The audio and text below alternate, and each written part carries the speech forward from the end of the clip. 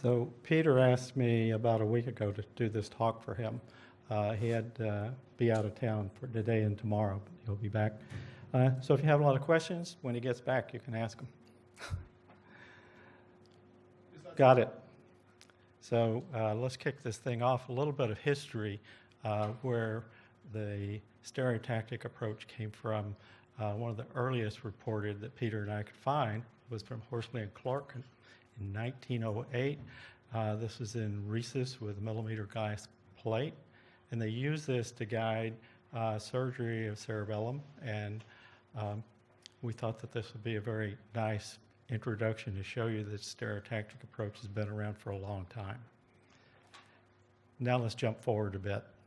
A couple of atlases that have guided our field quite a bit. The 1967 Taylor Atlas had several brains and led us to an approach for a method for aligning brains for averaging. And we see in, whoops, I hit the wrong button.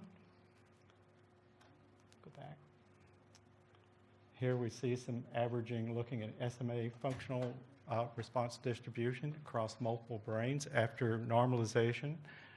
And over here we see some sulcal probability maps. These are sort of some early things, and these are like two-dimensional projections, not what we're used to working with today with full 3D images.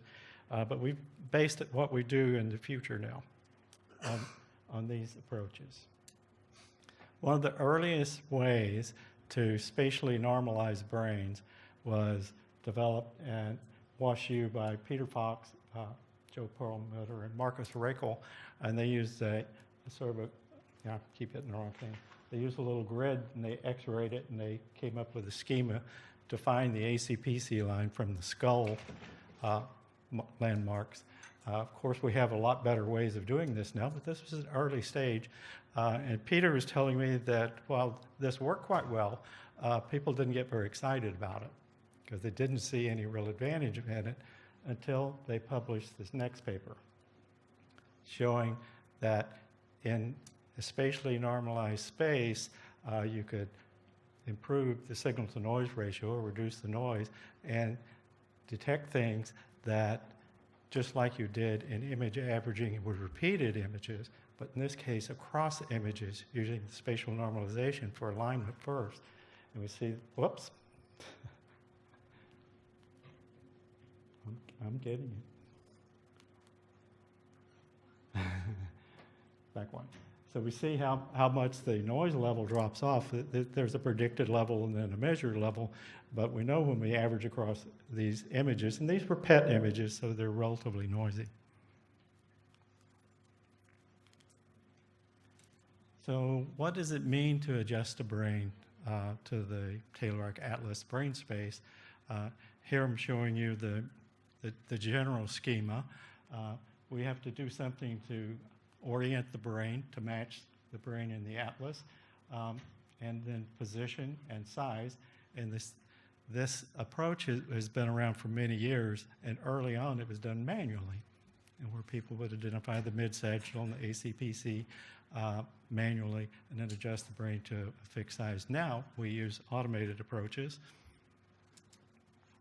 but the motivation here was a little beyond what Peter was showing you, that we could just average and get better signal-noise ratio and report findings.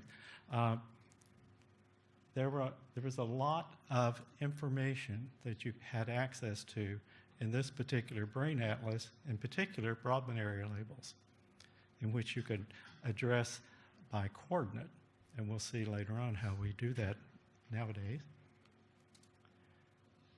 So this is one of the first really big features that added new processing capabilities for our neuroimaging approaches. It incorporated spatial normalization, but we call it statistical parametric mapping. It was introduced by one of our keynote speakers, Carl Friston, and in the group. And so I want to talk about coordinates a bit. And this is sort of when we developed, Peter and I put a lot of time and effort into the BrainMap database, and early on, the best way that we could record findings was by coordinates in a standardized space. And I'm showing you these coordinates because not everybody got it right.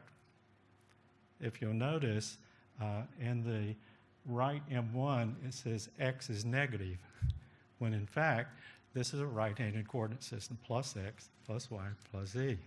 And so whenever we put coordinates into the database, we actually still have to filter this once in a while. They get left and right backwards. And why do you think that is? There's this neurological and radiological approach to looking at images where the left and right are on opposite sides. That's what we think anyhow. So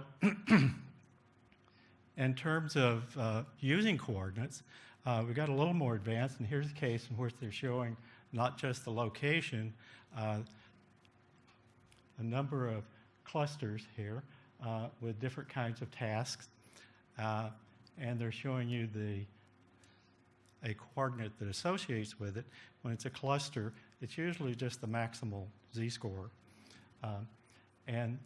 But also, they give us the size, and because we knew the location, we could look up a Brodmann area, the BAs, and then a description.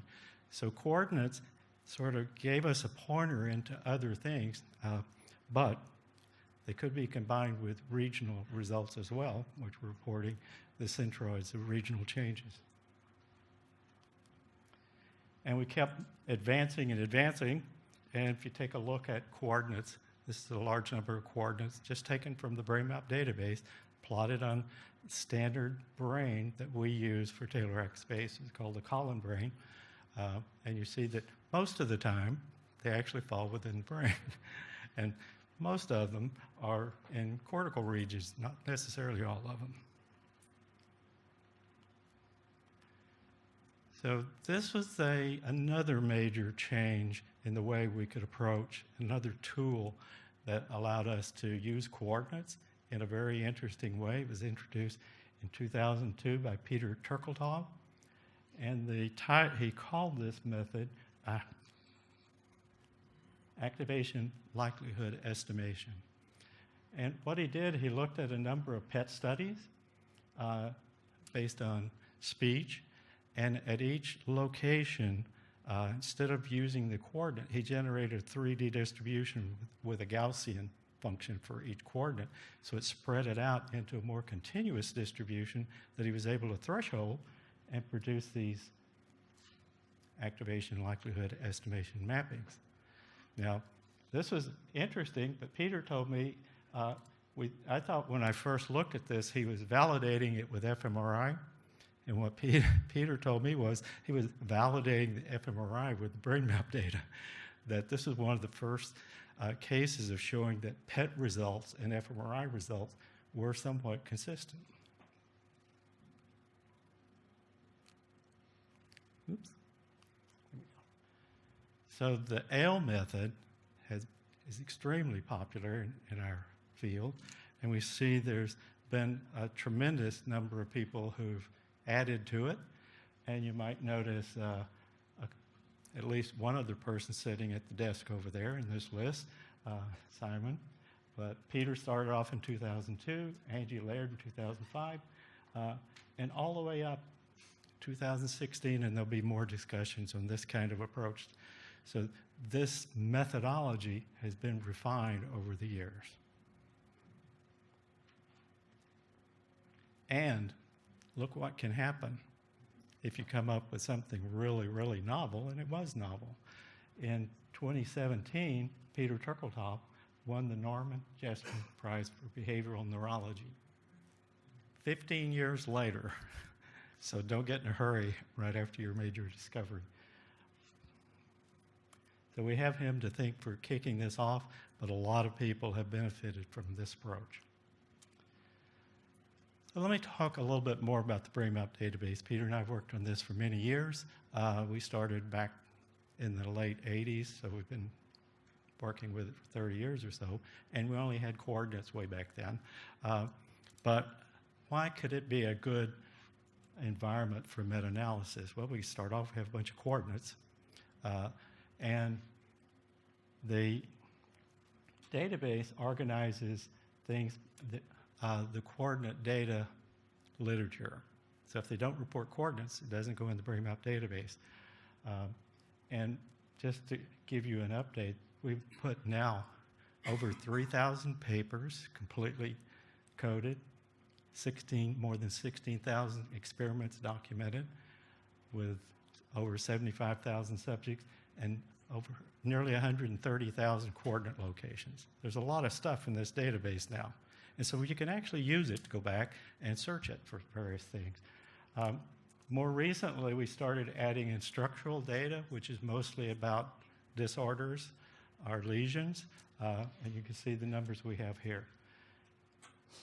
So you can actually go to the BrainMap website and become a BrainMap person. You can download this software called Scribe. It is the software that allows you to enter experiments, and it's free to download.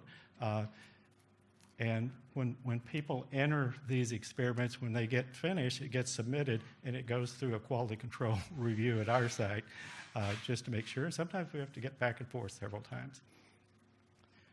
We also have a search engine, which we call Sleuth, which allows you to find and download BrainMap data for subsequent analysis.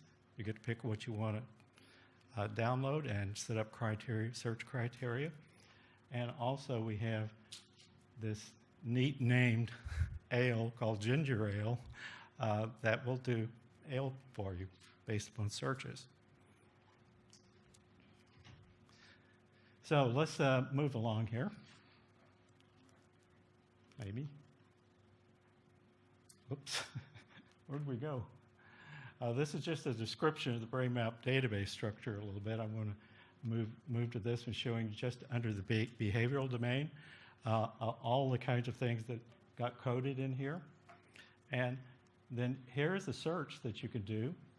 This search was done with cognition, language, orthography, and it created an ale and overlaid it onto an anatomical image. So you can do this using the BrainMap database structure. You can also, so this is a search based on behavioral domains. You can also do searches based upon paradigm class or experimental designs. This is another type of approach using the BrainMap database. Janie Robinson did this. She was interested in connectivity, functional connectivity of the amygdala, so she put a region of it, 3D region of interest into TaylorX space and searched for coordinates falling within that region of interest that also in the same experiment had a coordinate elsewhere. And so she reported all of these co-coordinate things as analytic connectivity. So we can see what happened for left amygdala and right amygdala, and showing you that the cytoarchitectonic parcellation of amygdala looks a lot like the parcellation that you can actually produce through searches in the BrainMap database. Quite interesting that we can go backwards from all these coordinates. Another paper that was really important showing that the similarity between resting state fMRI and BrainMap data using ICA decomposition. Most of us know how to do ICA decomposition with resting state fMRI or any fMRI, but with the BrainMap database, we had to create each frame of time was an experiment with coordinates. And so they did a very long ICA, but they limited it to 20 components. And if you look at this, there's a pretty good match in the visual. There's the default mode network. So the resting state network's on the left, BrainMap's on the right, all the way through these networks. And then they went back into the database and looked at were these networks, what kind of behaviors were associated mostly with them. And so if you look at the visual ones, we see a lot of perception, vision, motion, shape, and things like that. And if you look at the one that's action execution, that happened to be somatosensory cortex, and so forth. We've updated the approach. This took them several weeks to go through the database to do this. Now you can do it online with software called Mango. And here's the default mode network and the behavioral analysis results you get online. And so looking at the default mode network, we see up here social cognition was the highest ranked, and we rank them with Z-scores. And if you look at paradigm analysis, this is the experiment that most likely would activate or lead to coordinates in those areas. So Peter thinks that paradigm analysis might be the most important thing here, that people might be wanting to know how to activate a certain region, and so you can put that region into Taylor-Rack space and then do the paradigm analysis to tell you what kind of experimental designs to use to activate it. Another graph theory comparison showing something coactivation by meta-analysis, coactivation by resting state. Again, we're just giving you comparisons. And here's one that was done with Angie Laird. She used ALE to get nodes and then MACM to get edges and a little network, and then broke it down into various activities: emotion, action, and perception. And this is another version of that one. And quickly, I want to get to the voxel-based morphometry side of things. So this is how we code those kinds of papers. And this is a result that came out. This is the second most highly cited brain article in 2014, indicating that hubs, MRI lesions preferentially attack hubs. We won't go into the details here. It's a little confusing to try to present all of that, but it was a quite popular paper. Here's another one, identification of common neurobiologic substrates for mental illness. This one was kind of interesting, looking at all patients. This is kind of a meta-analysis, and then looking at psychotic, non-psychotic only, and they found common areas. And then they looked over here at where the controls were greater than patient. And this is a long analysis. But again, we're looking at coordinate-based analysis.